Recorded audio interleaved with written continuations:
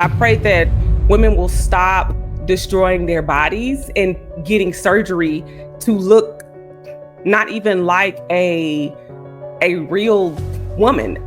Back then, Black women with big lips, big noses, big features, is like, you look like this, you look like that, you look crazy. But now it's a popular thing, so I don't know. Child, I was slathering my whole body up with body oil and cocoa butter and trying to take a microscope and look and see if I got a stretch mark. I did not want any stretch marks. Welcome to Her Beauty Regimen with Chanel, where we celebrate beauty, wellness, and the personal journeys of inspiring women and beauty founders. Join us as we dive into authentic conversations that highlight the beauty in every story. Hello, and welcome to Her Beauty Regimen with Chanel. I am your host. I'm really excited about today's podcast episode. We have a very special guest, Miss Jade. Jade is a content creator who shares her journey through post-grad life, focusing on career, beauty, and lifestyle content. Her natural hair journey began in high school when she decided to move away from her monthly silk presses that were damaging her hair. Since then, Jade has embraced her curls and learned how to care for them, especially after coloring her hair. She continues to explore new styles and techniques to maintain healthy hair while fully embracing her natural texture and encouraging others to do the same. I'm going to bring up Jade, and I'm really excited about this conversation. So Her Beauty Regimen did a book right before we launched our marketplace called the Love Your Hair Lookbook. And you can actually get that book on Amazon right now. And she's one of our featured influencers. So I'm really excited to have her have this conversation. So I'm going to bring her up. All right. Hey, Jade, how are you? Hi, thank you so much for having me, Chanel. I'm so glad to be here. This is my first podcast, so thank you. Oh, wow. Well, I am honored that we get to be a first for you, but we're just going to go ahead and jump right on in to just some of the questions that I have for you. Is that okay? Yes, I'm ready. All right, cool. So you have a platform centered around beauty and post-grad life. Tell us a little bit about what inspired you to create this type of content. For me, I really started off my freshman year of college. So I've been doing this for maybe 5 years now. And what made me do it is because was always watching YouTube. I've been a YouTube girly since can't even remember, since the girlies were doing Get Ready With Me for School, how to do different hairstyles. And I was watching all these creators, but a lot of them didn't look like me. And I was like, I can do this. I want to do this. I want to share my story as a Black woman, a Black girl. So that's kind of what got me into that. Coming into college, COVID was happening. So at that point, I was like, this is the perfect opportunity. I'm in the house all the time. I have time to create content. I have my phone, which was my camera at the time. So I really just wanted to share my story and do what I was seeing other people doing, because I knew I can do this too. And I just was tired of watching from the sidelines, and I wanted to be a part of it. I wanted to document my life, how everyone else was documenting their life and seeing their progressions and journeys along the way. And I just wanted to have that same experience, but also share and help people in my new journeys, going to college now at Howard University. So that was kind of the whole start for that. Okay. Oh man, you went to school during COVID? Oh gosh. Me and my husband were talking about how we just felt sorry for the COVID college kids, man. Oh my gosh, I can only imagine what that was like. I had a COVID baby, but COVID college kids, do you feel like you missed out on any of the college experience because of COVID? I feel like you did. Yes, I feel like I definitely missed out on those freshman year experiences, those freshman year organizations, clubs that are only geared towards freshmen.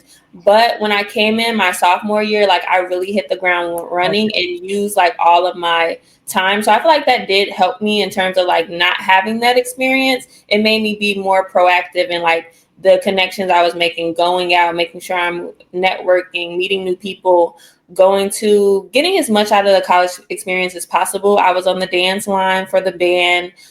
So like I did feel that, but by the time graduation happened, I was like, 3 years on campus was enough for me. I'm ready to go. Like I didn't need that extra year.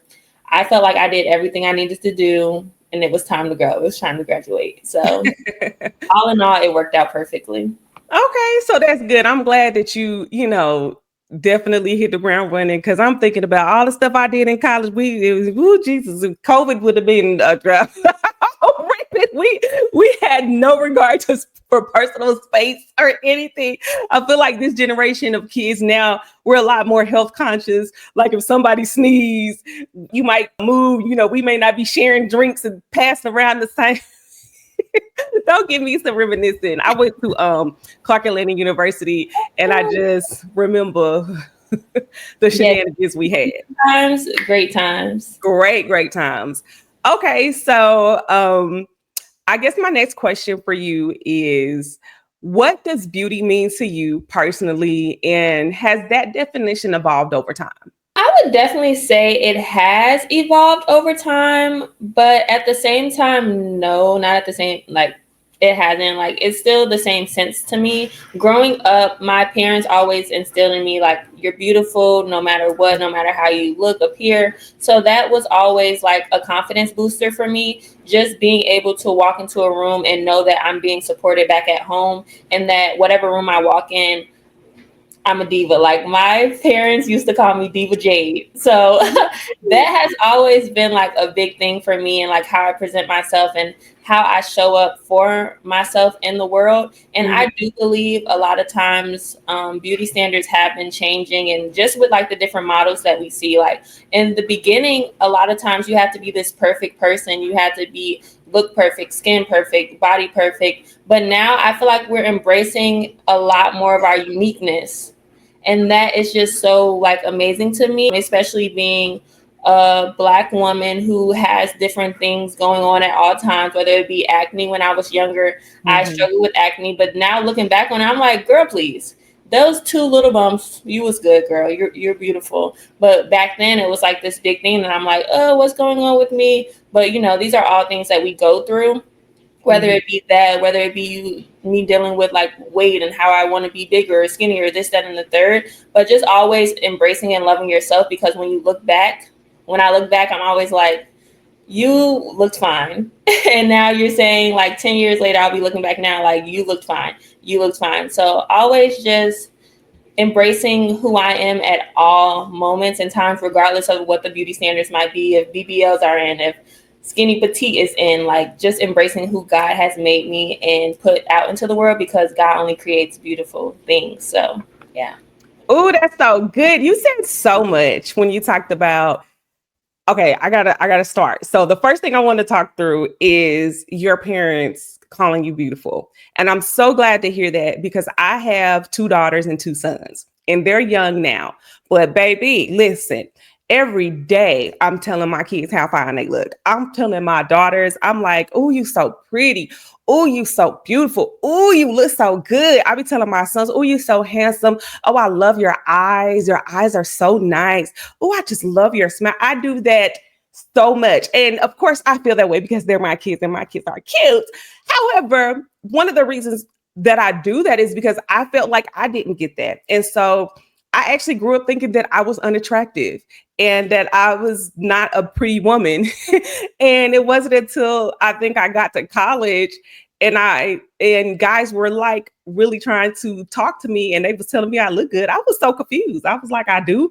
And it was because I didn't get that affirmation at home. And it's not anything to my mom or my dad. That just wasn't the status quo back then to be put, there wasn't social media back then like there is now. So we didn't need that constant affirmation. And so I wanted my daughters especially to not be getting so hung up by some dude talking about they look good, because they know they look good. I be asking my daughter all the time, my oldest is 11, I'd be like, do you think you're pretty? She was like, yeah. So I wanted to say something about that. Did you want to say something on that? I love that. I think that is just so important. And especially when you have that validation already starting off, you don't look for that validation from others, because you're getting that from the people who actually care about you, and like your mother, your parent. And I even like try to make that a thing now with my siblings. Being the oldest, I have a younger sister who is like my best friend, and she's 12 years old. So like I'm always telling her like your natural hair is beautiful. I love your curls, because a lot of the times when I was younger, my hair, to my mom, my hair wasn't done unless it was pressed out.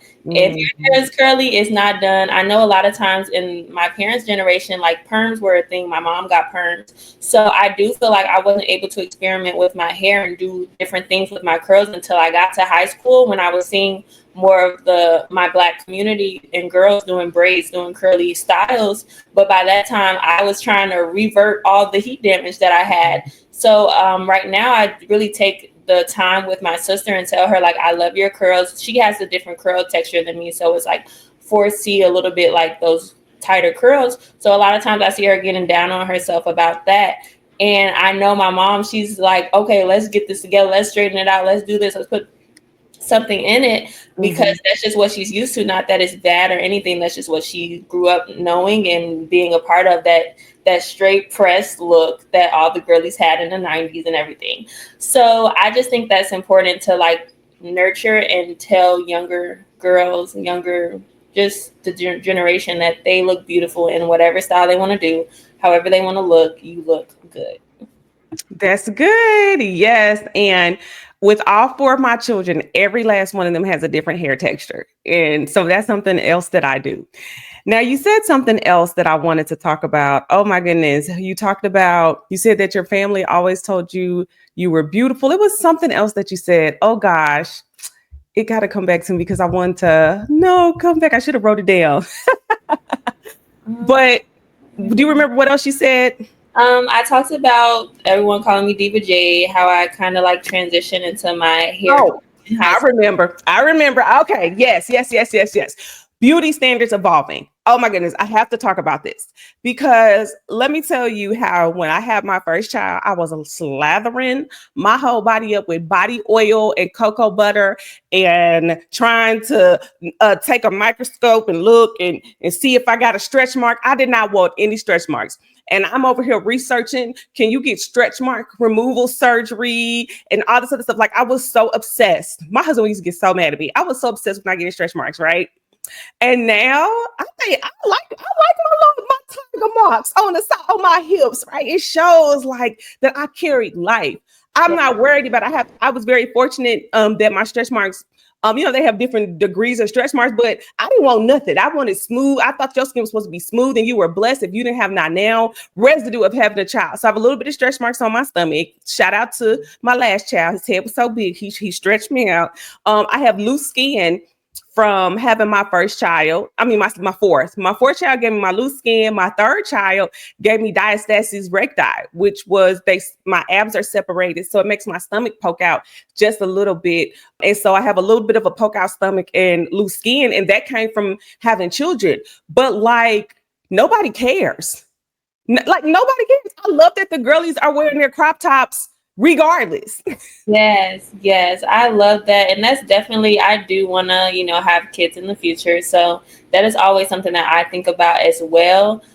So I definitely get where you're coming from. And like, I love hearing your story, because that has definitely been something on my mind, as like someone who does want to build a family in the future.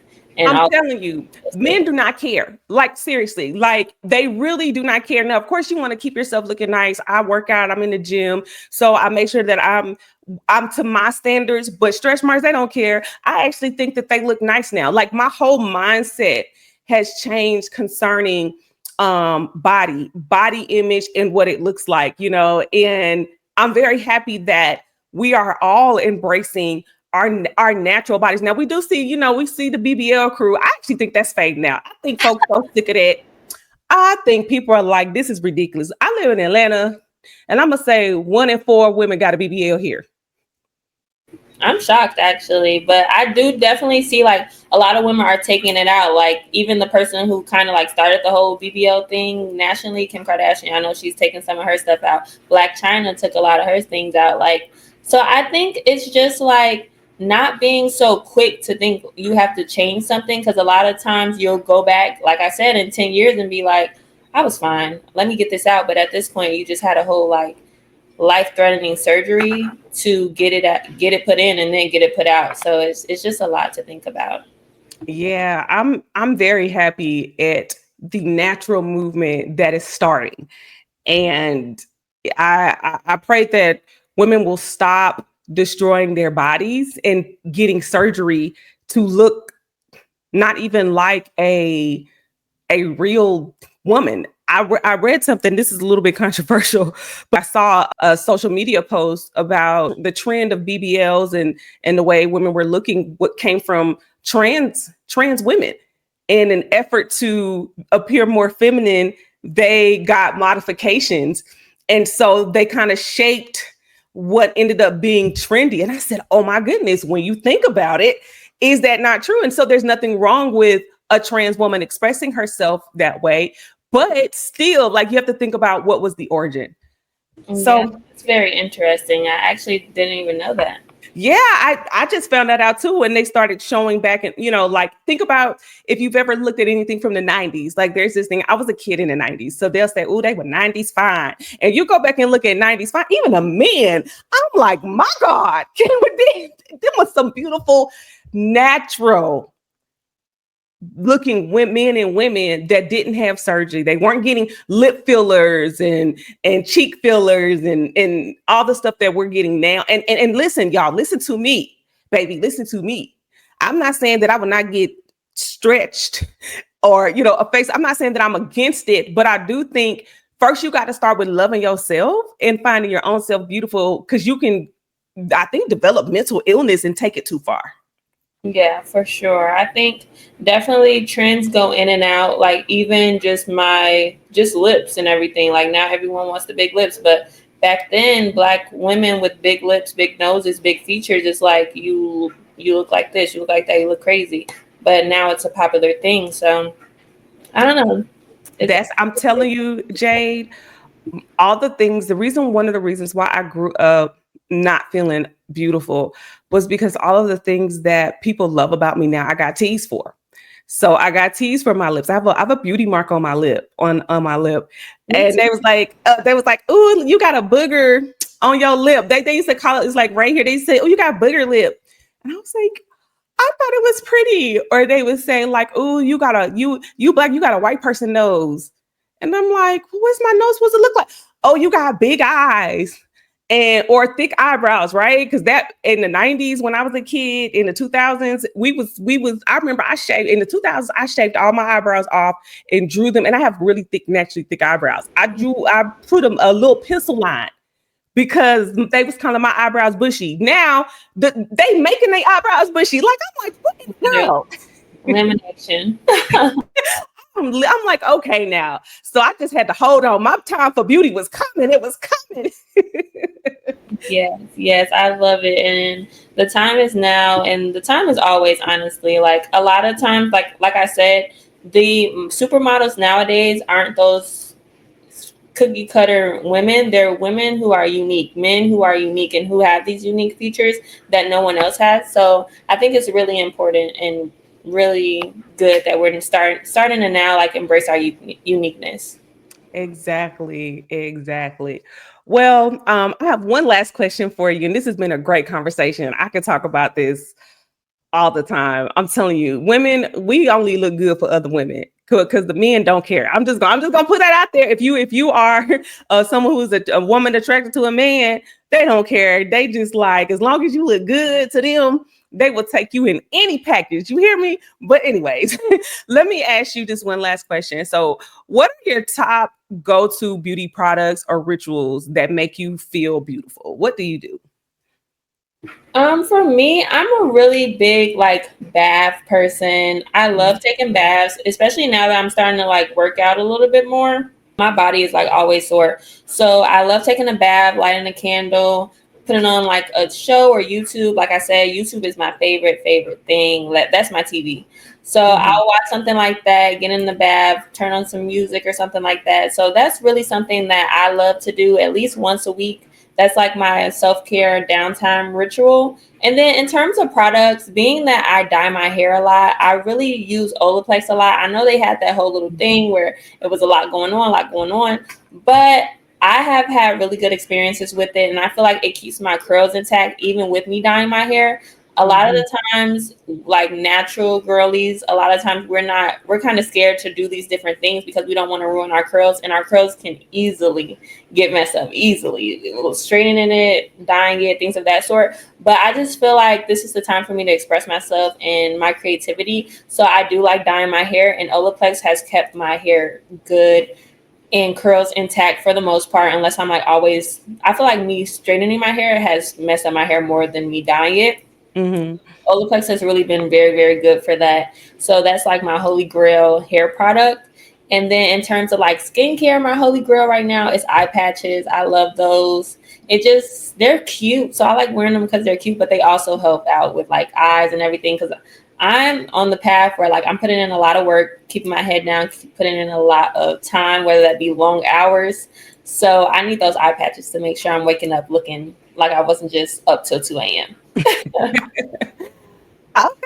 Okay, I can get with that, and I'm a straight natural as well. So I wear my hair straight all the time. I do not wear my curls. I used to be in the natural hair movement, child, back when it was power to the curls. But now I'm so indifferent. I'm like, I'm okay with being a straight natural because I like wearing my natural hair, but you don't know what you're gonna get from it. You don't know if you're gonna get curly, straight, braids. And that's one thing I love about Black woman in her beauty. So as we come to a conclusion, is there anything you want to share and with anyone, any final words? And then also, how can people connect with you? Yes, well, thank you again so much for having me on your podcast today. I really enjoyed our conversation. To all of the beauty lovers, the women out there listening, young women, I just want to tell you all to just keep on going, keep on following your passions. You're beautiful, you're innovative, you're creative, you're everything that you wish to be. Your 10-year-old self is proud of the woman that you are today. So just continue to be on that path, and God will lead you in the exact place that you're supposed to be in. So that is something that I wanted to end this off by saying. But lastly, you all can follow me on all my socials. I'm on TikTok, Instagram, YouTube, Pinterest. All of my handles are Jade_Nadari, Nadaree. So you can find me on all those platforms and just continue to go along this journey with me. And I hope that it is an inspiring journey. All right. Well, thank you so much, Jay, for this conversation. And listen, if you guys haven't checked out herbeautyregimen.com, we have tons of products for your hair, your skin, your nails, your bath, and your body. And I'm sure you will find something that you love. So head over to herbeautyregimen.com. Well, that concludes Her Beauty Regimen with Chanel. Thank you so much, Jade, for taking the time to speak with us. And we'll see you guys next time. Thank you so much for joining me for today's episode of Her Beauty Regimen with Chanel. I hope you felt seen, inspired, and reminded that beauty is so much more than what we wear. It's how we care for ourselves and show up in the world. If you loved what you heard, here's how you can stay connected. Subscribe to the podcast so you never miss an episode. Follow us on Instagram, TikTok, Facebook, and YouTube at HBR Brand for daily beauty, wellness, and founder stories. Share this episode with a friend or fellow beauty lover who needs to hear this. And if you're ready to explore indie beauty products and brands that put care first, visit us at herbeautyregimen.com. Until next time, stay well, stay radiant, and keep showing up as your whole self.